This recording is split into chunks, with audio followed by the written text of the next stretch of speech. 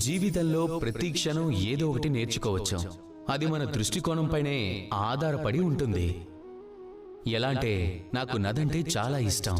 నదిలో ప్రయాణిస్తే నాకు చాలా సంతోషంగా ఉంటుంది. ఎందుకు? నదిలో ఎప్పుడూ ఏదో కొత్తదనం ఉంటుంది. నది పాతదానిని పట్టుకుని కూర్చోదు. ఎల్లప్పుడూ ప్రవహిస్తూనే ఉంటుంది, ఎప్పుడూ ఆగదు.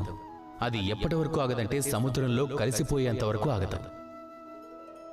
కొంచెం ఇదే విధంగా మన జీవితాన్ని కూడా జీవించాల్సి ఉంటుంది. నదిలా ప్రతి క్షణం కొత్తగా ఆ విధంగా జీవితాన్ని జీవిస్తే పాతదంటూ ఏదీ మీలో దాచుకోవద్దు.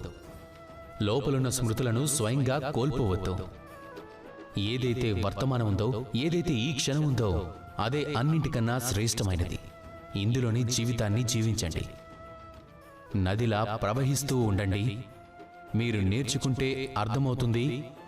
నన్ను మీలో ప్రయాణించేలా చేస్తే చాలా బాగా అనిపిస్తుంది. ఆ వ్యక్తి పూర్తి ఆనందంతో పాటు ఎలాంటి చింత లేకుండా ప్రతి క్షణాన్ని జీవిస్తాడు. ప్రవహిస్తూనే ఉంటాడు, ఎప్పుడూ ఆగడు, ముక్తి ప్రాప్తించే వరకు. అలాంటి వ్యక్తిలో రాధాకృష్ణులు నివసిస్తారు. రండి, నాతో పాటు ప్రేమగా చెప్పండి, రాధాకృష్ణ.